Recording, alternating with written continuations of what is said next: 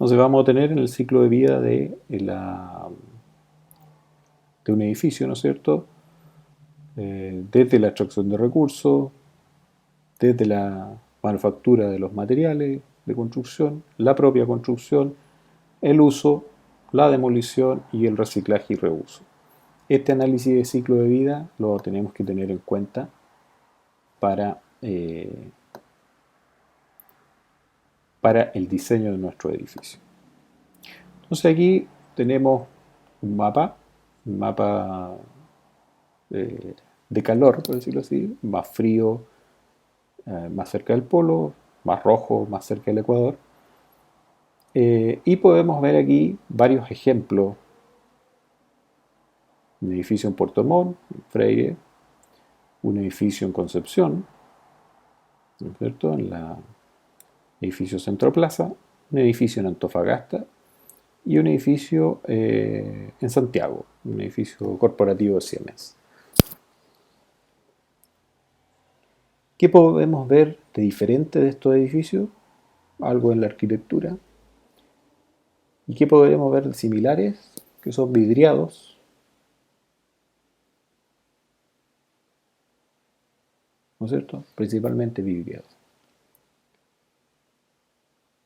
Entonces podríamos decir las solicitaciones respecto de la eficiencia energética, calor, iluminación, son las mismas en Puerto Montt que en Concepción, que en Antofagasta o en Santiago. Muy probablemente no. Y más que muy probablemente vemos en el mapa que derechamente no. Entonces, ¿por qué se construyen así los edificios? Por una moda. Por una moda. La moda es planta libre, muy iluminada, vidriada. Y eso es moda, es estatus, nos genera plantas libres que para el constructor son simples de hacer y para el usuario es, bueno, yo las configuro a mi medida con separadores, tabiques, biombo, pero desde el punto de vista de la sustentabilidad son muy mal concebidos. Por lo tanto, estos edificios con muy poca iluminación, con muy poco calor, toman alta temperatura. Y entonces empezamos a prender los aire acondicionados y el edificio se transforma en un pozo sin fondo de gasto energético, ¿cierto? Entonces, vamos a tener que repensar que efectivamente desde el punto de vista de la iluminación no necesitamos prender la luz, pero una vez que prendemos el aire acondicionado se nos va todo el ahorro energético, ¿ya? Entonces estos son malos ejemplos. Una variación simple, nada de moderna, este edificio ya debe tener 20 años, el edificio de Consorcio, que está en Tobalá con Apoquindo, por ahí, donde vemos el mismo edificio que tiene una pantalla, una cortina verde, y que básicamente lo que hace es tener, como en la foto de la izquierda, en verano, mucha vegetación, y esa vegetación hace sombra, ¿no es cierto? Refresca o evita el paso de la radiación solar adentro del edificio. Sin embargo, en invierno disminuye bastante, ahí se ve en la foto de la derecha, ya con la hoja más caduca, ¿no es cierto?, más roja, deja pasar la iluminación y por lo tanto en invierno produce el efecto contrario, produce el efecto de dejar pasar la luz, de captar calor. Ahora, por decirlo así, jardín vertical responde, según la explicación del arquitecto, a que al construir el edificio en esta zona se demolieron varias casas y esas casas aportaban áreas verdes y todas esas áreas verdes fueron puestas en vertical y por lo tanto desde el punto de vista de aporte al medio ambiente por la cantidad de vegetación es equivalente a lo que se destruyó eliminando estas casas particulares. ¿Ya? Lo que entonces no vemos siempre en los edificios que demuelen 2, 3, 4, 5 casas y construyen un edificio que aporta un par de maceteros con un par de arbustos y nada más. ¿ya? Aquí hay vuelta de mano una vuelta de mano al barrio.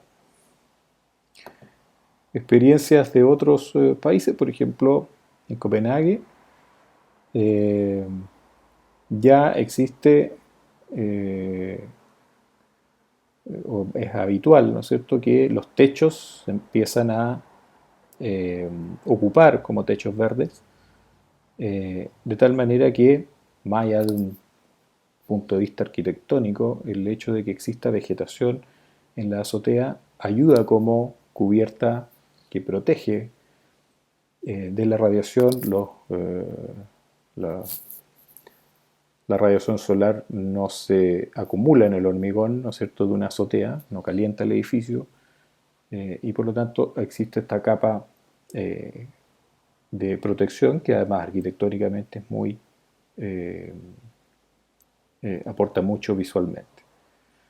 En otros países, países nórdicos, se usa mucho, como hay pocos espacios eh, en las calles, pocos parques, y entre los edificios los parques tienden a ser muy helados, y estas zonas son heladas casi todo el año, de usar las azoteas, habilitarlas como parques donde las familias puedan ir con sus hijos y tener un poco más de luminosidad y tener un poco más de barrio, ¿ya?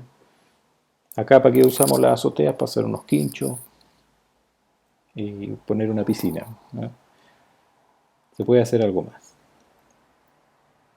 En Estocolmo se han diseñado redes en algunos barrios donde eh, estas redes tienen sistemas de aire comprimido, ¿no es cierto? Y entonces la basura que es guardada en tachos distintos, tachos para el vidrio, para los plásticos, para el papel, cartón y para los residuos domésticos, van separados, ¿no es cierto? Se echan en unos contenedores que quedan cerca de los departamentos, y esos son conducidos, ¿no es cierto?, a tolvas más grandes, y después llega el camión recolector y saca estas tolvas, eh, pudiendo producir, ¿no es cierto?, entonces un mejor manejo de reciclaje y eh, del manejo de la basura.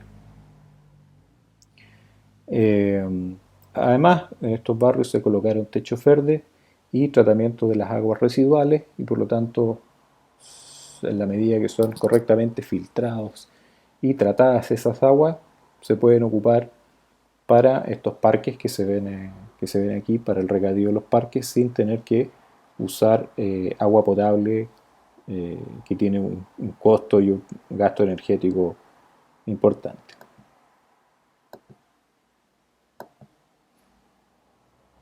Ahora, dentro de la línea de la construcción sustentable, una de las formas constructivas, una de las materialidades que más toma impulso es el tema de la madera, ¿cierto?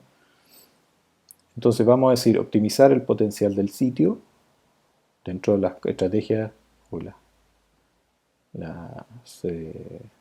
ítems importantes de la construcción sustentable: optimizar el potencial del sitio, optimizar el uso de la energía, proteger y conservar el agua, optimizar el espacio de construcción y el uso de materiales, mejorar la calidad ambiental interior y optimizar las prácticas operativas y de mantenimiento.